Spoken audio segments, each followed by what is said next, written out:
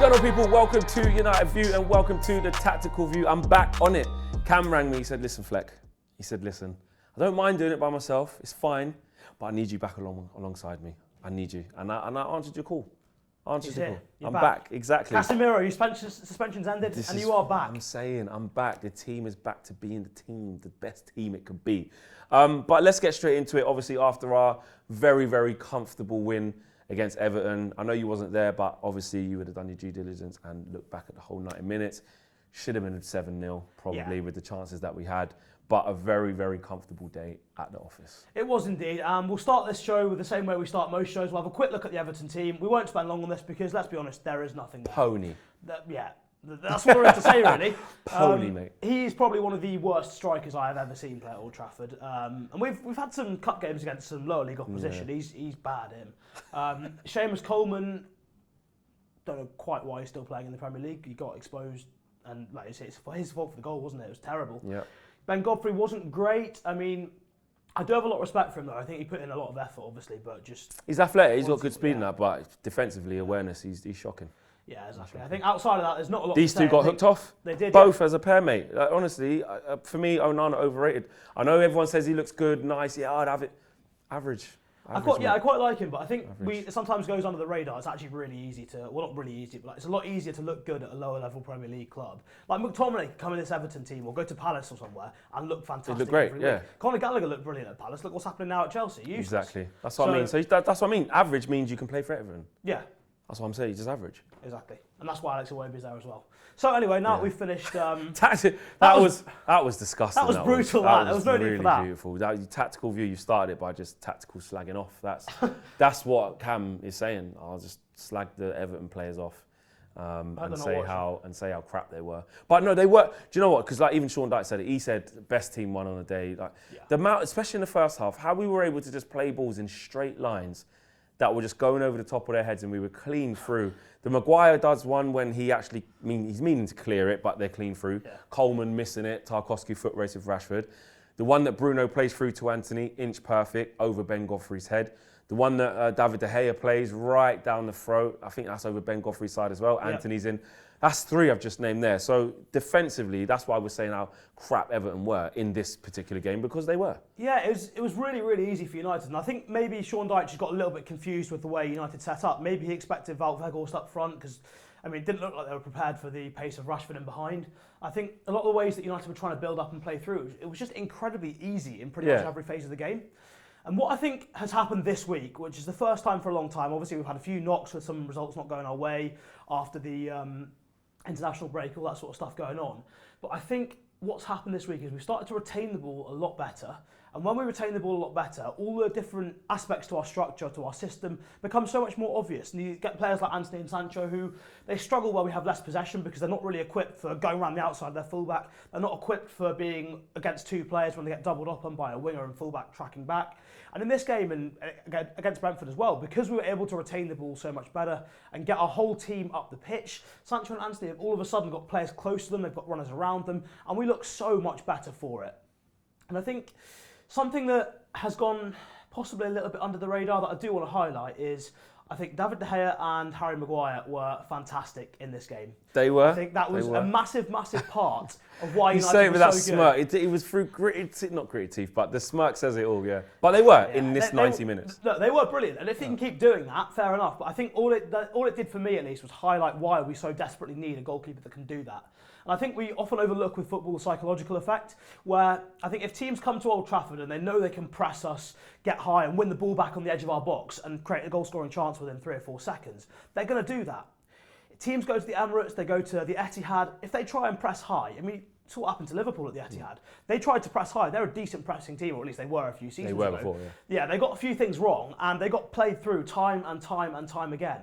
And if you know that's going to happen when you go and press, your only option then is to sit a little bit deeper, sit in a block, and that's when you're going to get that 75 or 65, 70% possession in the game. And that's when you get your players high up the pitch. That's when you can start setting up that structure so you can counter-press when you lose the ball, to turn one chance into 3 or 4 or 5, and turn sort of a few minutes of good spells into half an hour of dominance. And that's what's so important for United at the moment. So I think that aspect of us being able to play out of our own third much better, using the performances of De Gea, Maguire, Martinez, has really helped. And as well, Aaron Wan-Bissaka was fantastic under pressure when he received the ball. Really, really good. With him in general, I was saying it to a lot of the people we were speaking to after the game with Wan-Bissaka.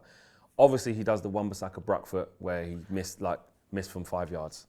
Yeah. You know, it's something that was always going to happen with him there. But his actual all-round game, in terms of the attacking side of it as well, he's really improving. I think. I think he's improving because he's keeping it even more simple than he ever did. He chooses almost the first option every time. You know, takes maximum 1 or 2 touches, and then he adds that element into his game of a bit of unpredictability where you're not really sure which direction he's going to go. So if the opposition's like, I can't really get him.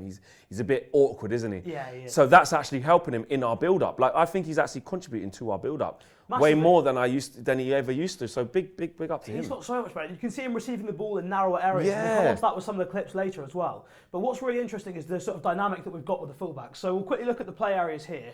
And you can see that a lot of our game, again, was involving building up down the wider areas. So you've got a lot on the left side here, a fair amount on the right side from United. And a lot of that is coming through the fullbacks. So I think there's a lot been made in recent weeks of United's build-up structure, and the fact it's maybe a 2-3-5 or 3-2-5, depending on the game, depending on the moment. But what's interesting is that actually in the first phase, in our own third, it's a very different dynamic. So we have the fullbacks really deep and really wide in our own third to try and maximise the pitch. But then as we get higher and higher up the pitch, you see Malacia and Wan-Bissaka, they'll tuck in narrower. But what's so impressive about Erik ten Hag's system at the moment, and we'll come on to that with a little clip in a second, is the way that you know which zones he wants players to occupy, but it's so fluid as to which players are in those different zones. So sometimes you'll see McTominay in midfield and Malacia or Wan-Bissaka on the last line. Sometimes you'll see them in midfield. Sometimes you'll see Bruno there. Sabitzer played quite far. He was really high. People really enjoyed his performance. He was playing as a lot more of a 10, and that's obviously his early days. He was a lot more of an attacking player, so that probably suits him a little bit better as well. So what we'll do is we'll have a little look at this clip now. So this will illustrate sort of the structure and the way we played out. And what's interesting here from the start, so this is a goal kick. I think the goal kick's just been taken. Martinez passed it to De Gea, and then as soon as Martinez has taken the goal kick here, he sprinted out to the edge of the box, so he's gone onto the next line to offer that option to break the line for Maguire, if that ball goes out there. So you can see, as the clip starts, rolls it back to De Gea. De Gea plays that pass out to Wan-Bissaka. But it's so important that the weight of pass is spot on there, because if it's any slower than that, he puts Wan-Bissaka in trouble. Yeah. But because he plays that at pace... So he plays out from the back, right there, correctly. He does. He's done a brilliant job there. But we've highlighted in recent weeks it hasn't always been like that, and that's the issue.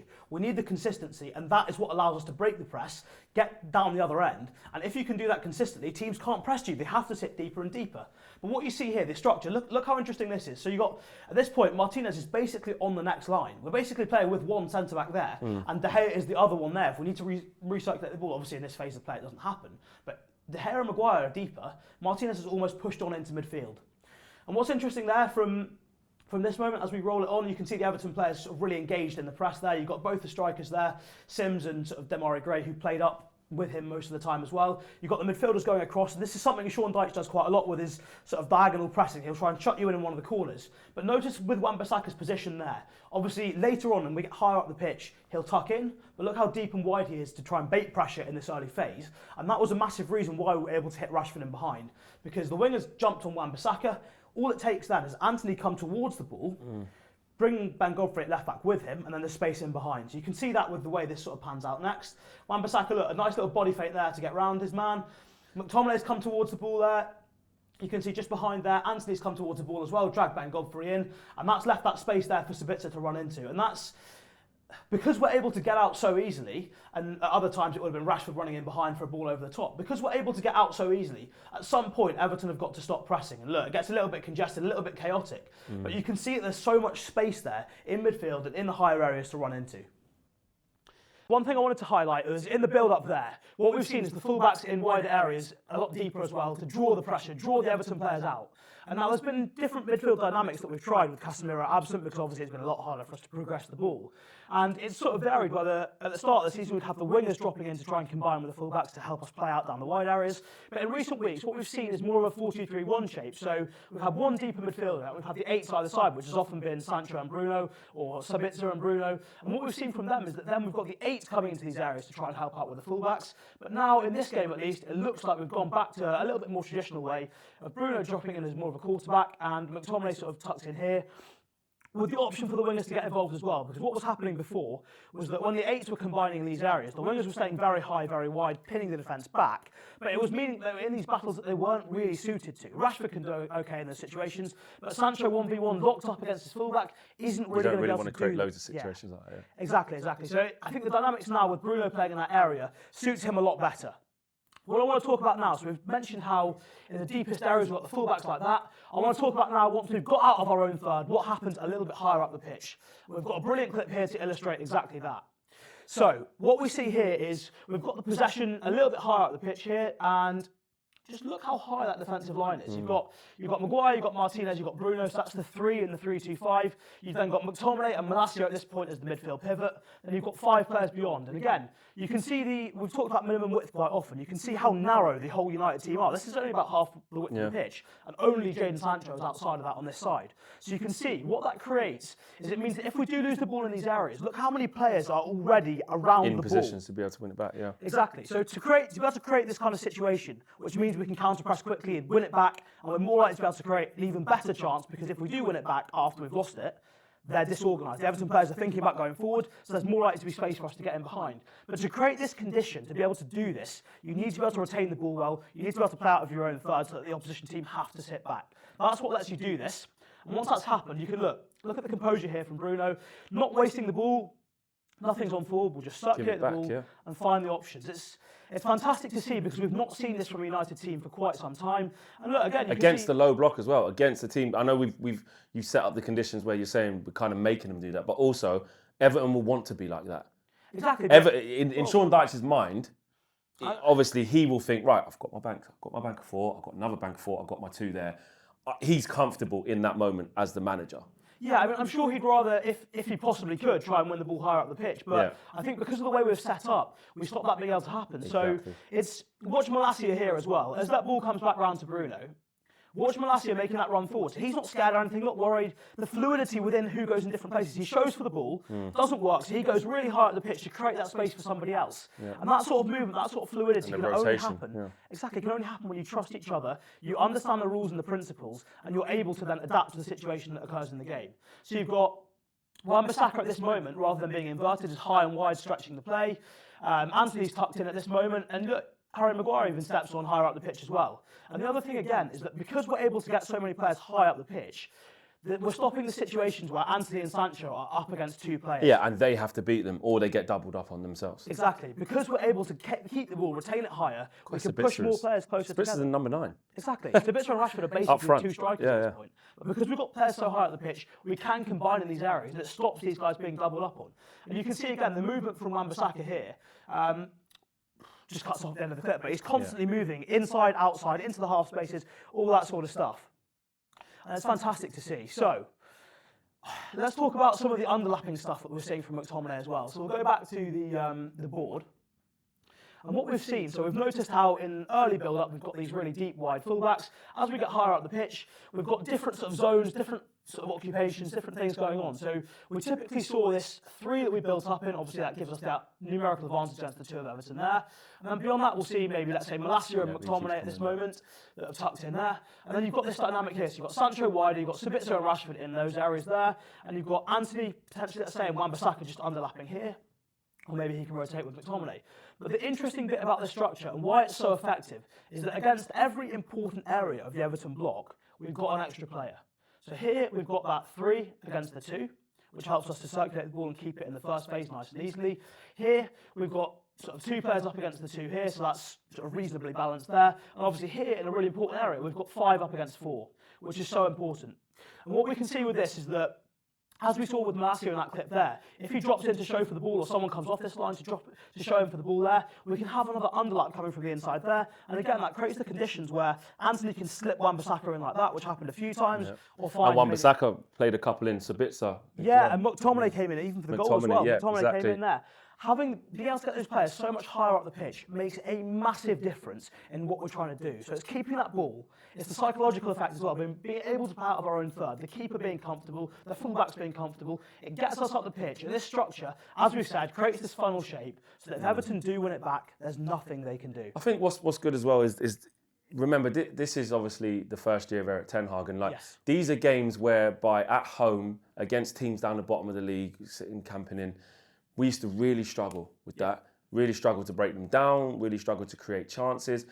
And my frustration, all of our frustration, was at halftime that it wasn't 4-0. Yeah. Which says everything about the half. To make that many chances, like Eric Ten Hag said, we only conceded 2 chances in 2 games.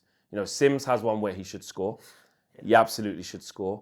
And the one against Brentford was the one-on-one that came from the goal kick. Yes. And then Martinez got spun, Varane got spun, and then David Gea has to make a big save, and does make a good save.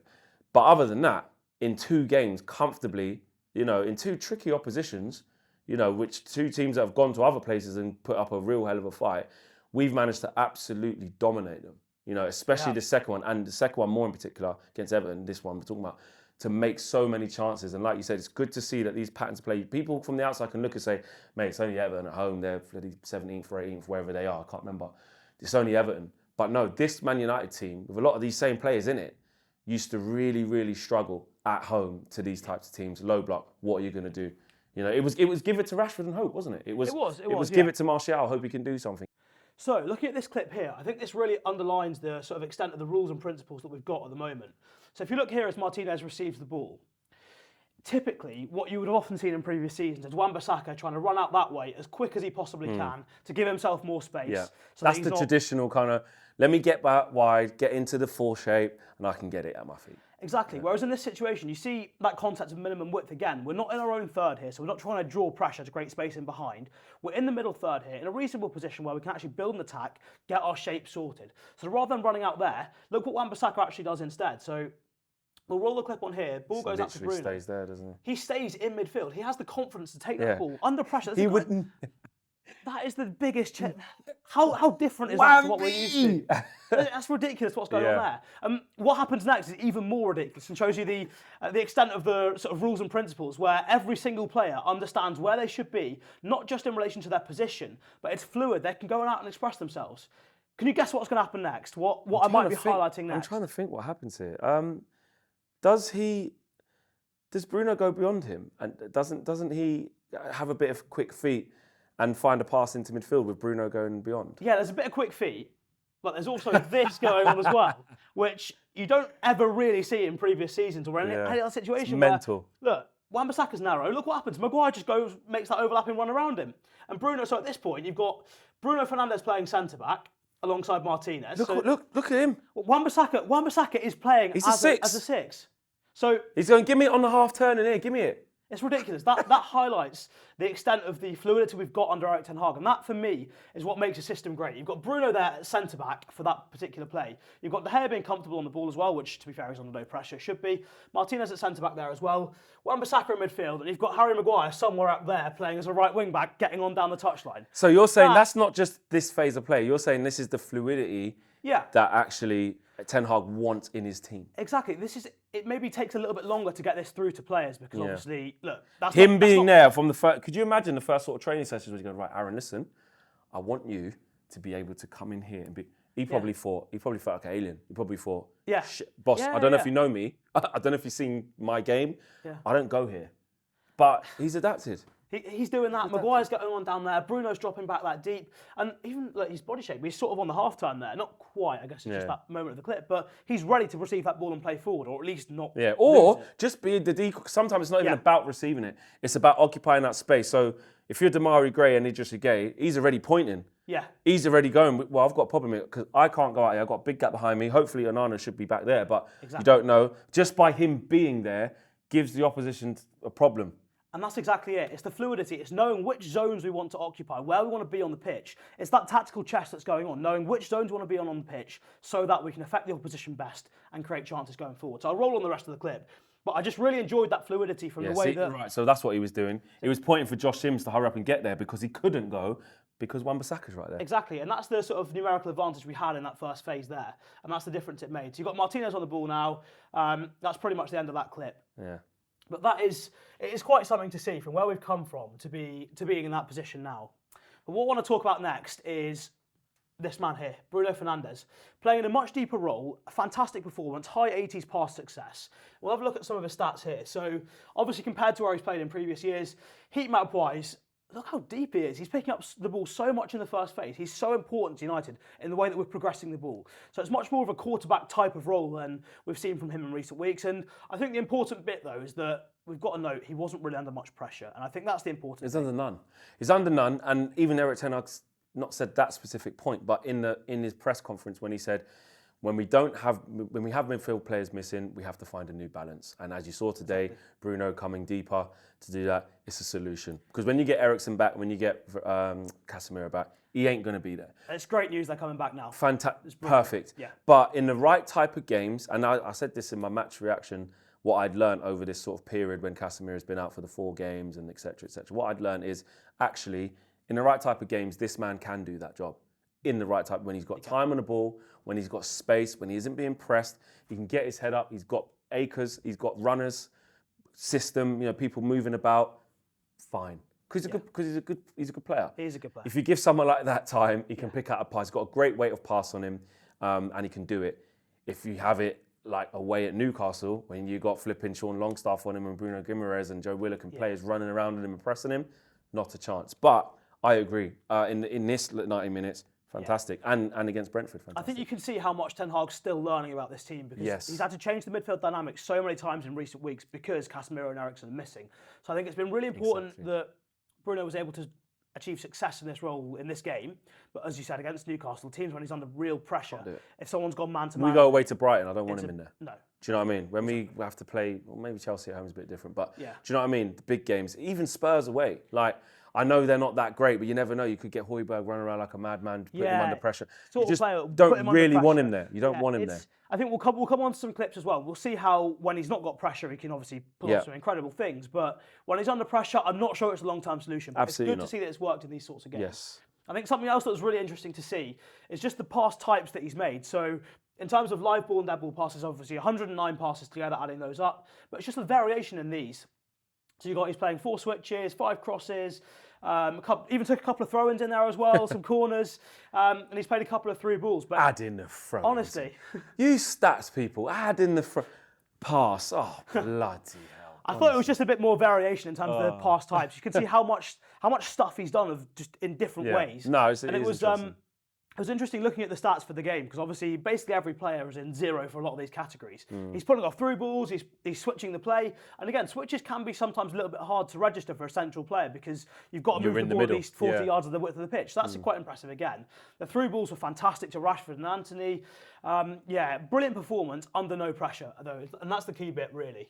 So the last thing we'll do, I think, is look at some clips of Bruno doing what he does best. And in these situations, so here, obviously the ball comes in from Malacia at the free kick, goes out to Leacher, but again, at this moment, there is absolutely no pressure on Bruno. Easy. Nothing at all. Do that with a cigar out, mate, Cuban silk shirt, margarita. And you would really hope so for a Manchester United midfield player as well. I think it's, whilst this is saving, it's interesting to see Wan-Bissaka's role again. Look how he's a little bit narrower here because we're in the middle third. Normally, they'd traditionally be out there and out here. Yeah. It would, but again, it means that if we do lose that ball in that area, he's close to play, Maguire's close to play. We're ready for the ball lost before we've actually lost it. So the structure's really good again. But yeah, again, as you see, Bruno, time and space, pick his head up. Sims is not interested in trying to press him. Wan-Bissaka receiving it in deeper areas, but again, because he's a little bit narrower, he's got the option outside, he's got McTominay there, he's got Sabitzer in there, he's got different passing options because of his positioning. You see again, sort of more of a 3, and Bruno's into the midfield this time with Wan-Bissaka sitting a bit deeper, and it's a fantastic ball. It's a great ball. Really, Rashford probably so easy. But that's just how poor Everton were, and because why I didn't expect such an easy game is because I thought, literally that is the sort of thing that would not happen because they would actually engage a bit more. Exactly. Not press high and press all high and mighty, but I know they're better at home at doing that. Yeah. Bruno would not get that time and luxury at Goodison Park under the lights. But for them to be that passive I thought was poor from them. Yeah, it really was. And again, here you can see sort of the structure. So this has all come straight from an Everton long ball, and you can see as soon as Bruno receives the ball there, Iwobi's sort of going towards him, but then very quickly loses interest in pressing him because. Well, I don't really know why he loses interest in pressing him. There's no real explanation for that. But you can see, as soon as he gets the ball, he picks his head up, and his first thought is Anthony and Rashford in the channels. In this case, it's Anthony. Again, Iwobi's not really what a ball that is. That is a great. Ben Godfrey shocking, but to get done by that, but brilliant. Pass of the game. Exactly, it's brilliant. And yeah, look, it's not the long-term solution as we've said, but for me, Bruno was fantastic in this game. And when we retain the ball better, Anthony looks better, Sancho looks better, Wan-Bissaka looks better, McTominay can stay out the way and look better as well. Every single player looks better, and it's come from us creating the conditions in our own third to keep the ball and play out of our own third under pressure. Then we'll do better in the middle third. We're able to form our 3-2-5 or our 2-3-5, get the players in the right positions, the right zones, and from there, we keep the ball. Everybody looks good. We create lots of chances. Probably should have scored more goals. Definitely. And that's what we want to see at Old Trafford against teams that play a low block. Absolutely. There you have it, guys. Fantastic stuff. And actually, what's going to be interesting is we've got Eriksen back. We've got Casemiro back. So whilst we've just been waxing lyrical about Bruno playing in that role and why he can play there, don't need him there anymore. It's looking good. Hitting form at the right time. Hitting form at the right time. Coming back. Obviously, Rashford injured, but I think with the way Sancho played and the way Anthony played, if we can keep a lot more possession, keeping the ball, we will create. And in the next 3 games, which let's just assume that Rashford's not going to play for the next week, at least minimum. We don't know yet at the time of recording.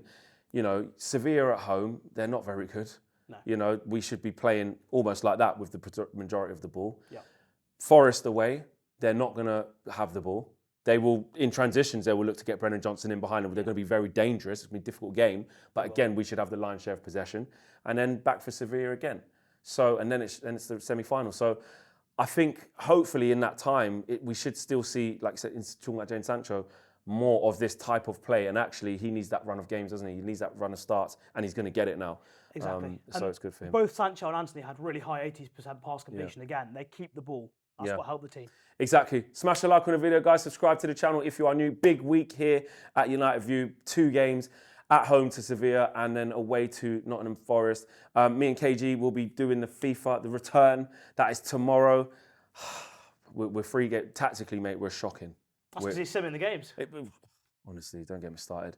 We'll be back on that as well. And obviously all the build up with the press conference will be at the training session as well on Wednesday and press conference. And then obviously match day on Thursday. Smash the like on the video. Subscribe to the channel if you are new. We're out of it. Peace.